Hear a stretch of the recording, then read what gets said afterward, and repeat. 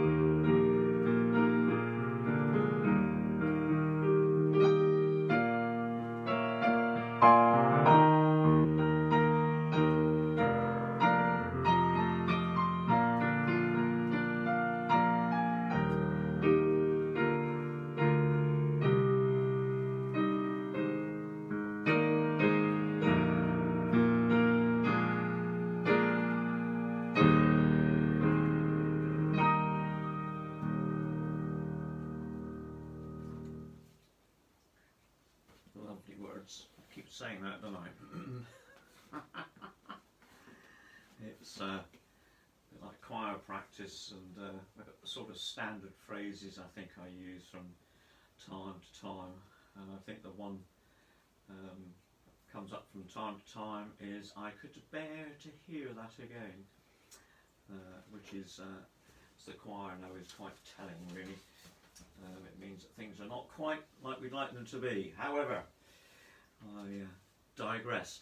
Now, the next hymn is from Singing the Faith. It's 338. There is a Redeemer, Jesus, God's own Son.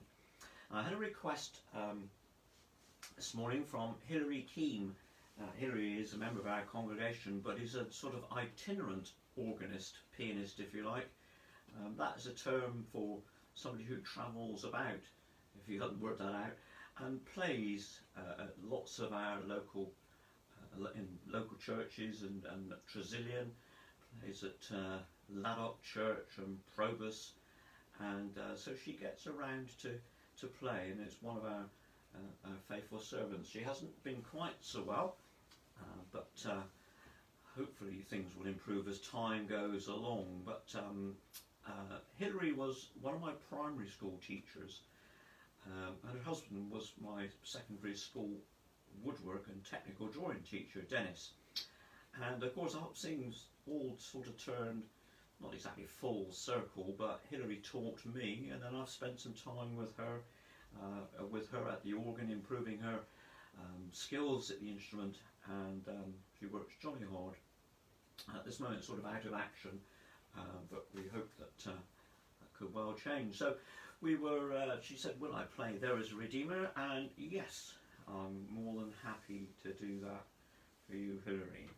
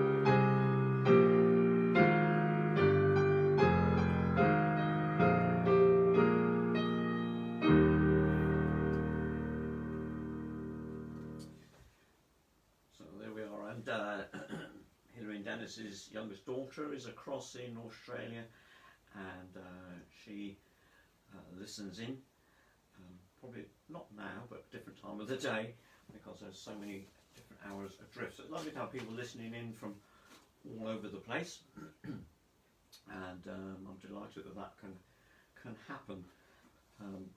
Whilst we were I was chatting with Hilary this morning, and we were joking about sort of choices of hymns. I had a request to play, and I say joking, not the request for this hymn and where it's come from this evening, but the next hymn is 673 and 495 in Singing the Faith, and I saw, yes, we're having that well-known wedding hymn, Dear Lord and Father of mankind, forgive our foolish ways.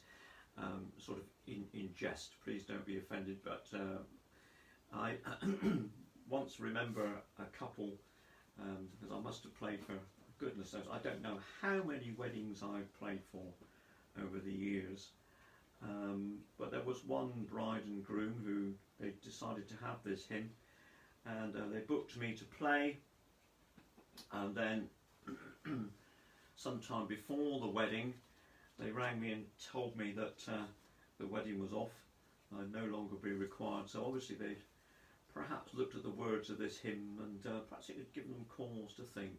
I don't know. So that's one of the myriad stories I've got of having played for weddings over the years. And Facebook does this wonderful thing, doesn't it, of giving you your memories from so many years back. And of course today, 8 years ago, I played for 2 weddings. Not at the same time, or even in the same place. But I played for, as she was then, Deborah George and Dan Beecham, who got married at Truro Methodist. And I had another one a bit later in the afternoon. Nowadays, I'm a little bit wary of having 2, one after the other, just in case things don't go quite according to plan. Deborah took her time coming to the church, somewhat extenuating circumstances, I think, something to do with a veil, and I wrote down, I think she was about 31 minutes late, so I'm not entirely sure what time we were meant to start, but anyway, so obviously the finish time was sort of 31 minutes later than it might have been. I had another wedding to play for on the Roseland, and for Karen Morse, now Karen Green and Phil Green, and I know I needed to get across there to do a little bit of rehearsing with a soloist, but as it turned out, Karen was 21 minutes late, so there was no pressure, but you don't know at the time, do you, that that could happen. So Deborah was 31 minutes late and Karen was 21 minutes late, but they've there we are. So little things that happen. I'll have to tell you some more stories of playing the organ in various places and sometimes the things that can go wrong. Anyway, I've digressed for long enough. Dear Lord and Father of mankind, forgive our foolish ways. That's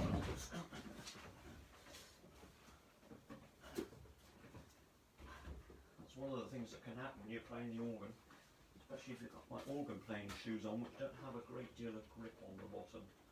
So anyway, still in one piece.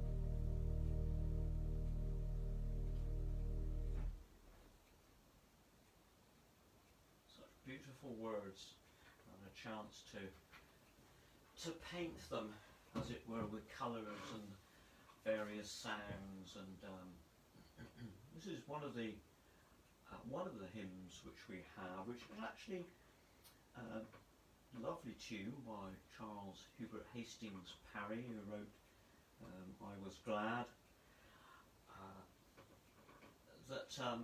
It's got a wide range of notes. So it's actually quite tricky for congregations to sing and to really have a good go at it. The lowest note is down there, and then the highest note is, so that's quite a wide range of notes. It's quite a big, well, the technical word is tessitura. And don't forget, you know, there is the quiz at the end of this, or the I jest really, but the range of notes, and it's a wide range, and because you need to,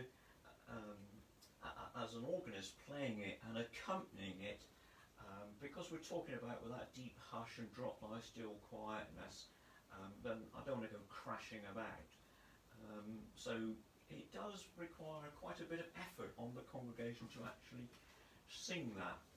I suppose they can always leave out the higher notes where it gets tricky, but it's one of those hymns which is harder to sing from a sort of, if you like, a technical vocal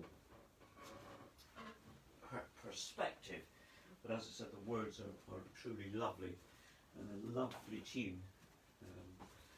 And my apologies to anybody who's offended by my jesting remarks about choices for weddings and things. I had a request to play the Lord's Prayer, the very lovely setting by Joseph Lees of the Lord's Prayer. This was something we used to sing at Chasewater School, and we used to sing it at Camberwell Wesley as well, but we didn't after a while, because I decided that perhaps we wouldn't. And I know some people were not particularly happy, but there was one lady who said, well, actually, she said she didn't sing, so she didn't sing during the hymns, and the only thing she could actually get involved with was saying the Lord's Prayer, so she was quite happy. So upset a lot of people and made one person happy. Well, might be more, I don't know. Our Father who art in heaven, a setting of the Lord's Prayer by Joseph Lees in the wonderful key of D flat major. So it's amongst the black notes, and the choice of key adds a flavour to it as well. You just have to sort of take my word for that, but it does have a different feel to it, played amongst this particular set of black notes, starting on D flat.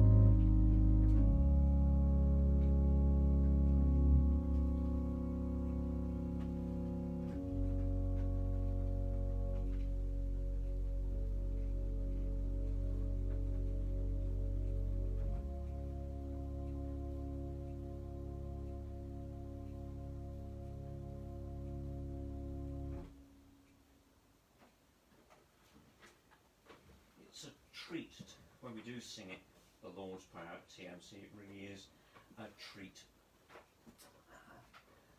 Very lovely, lovely setting indeed. So I'm coming on to the last hymn for this evening, 216 from Hymns and Psalms, and 345 in Sing the Faith.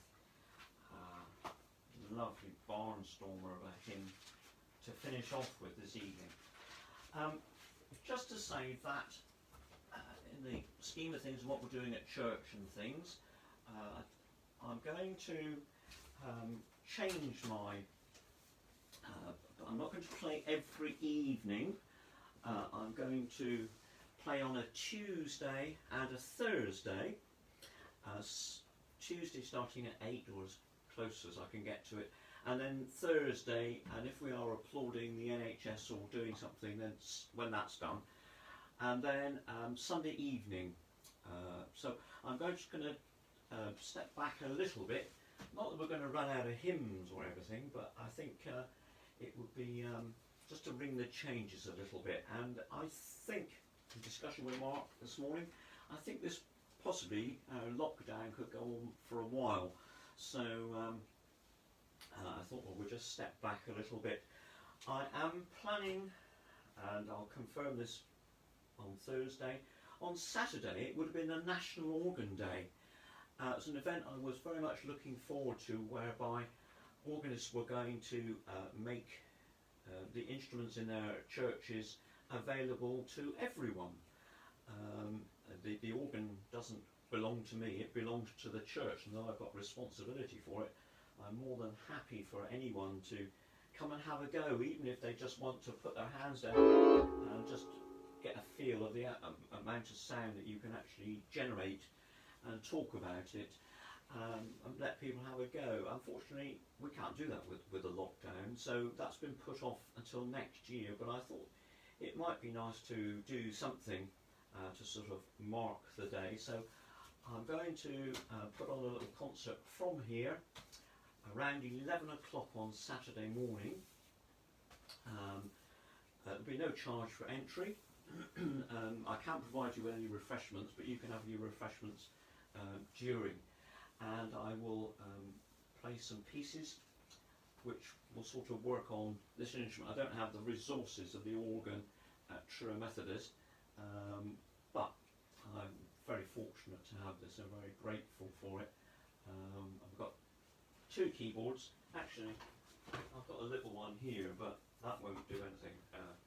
So I'm going to do a little concert on Saturday morning, and I'll find... The other thing is a lot of my music course is still at the church, so I will be seeing what I've got here and putting together a programme. But you had Vidor Toccata last Sunday on The Real Thing. If you want a Vidor Toccata again, there's plenty of them recorded on the internet. So I'm not here live tomorrow night, but I will be here live on Thursday.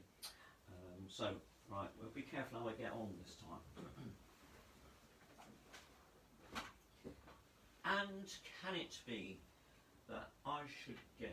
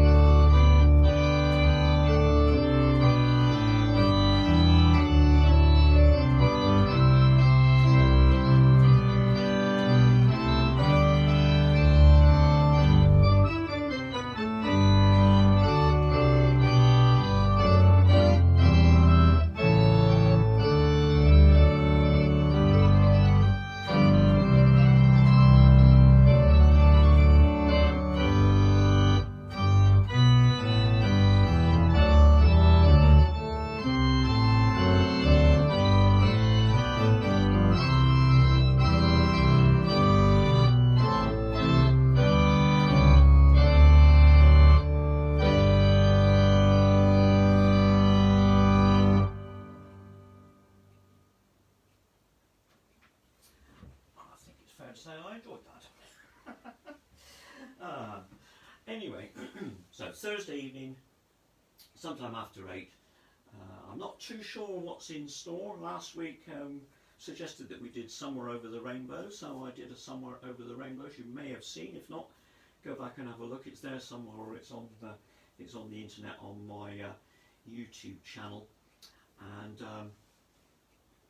as ever, stay safe, stay well, good night, and God bless.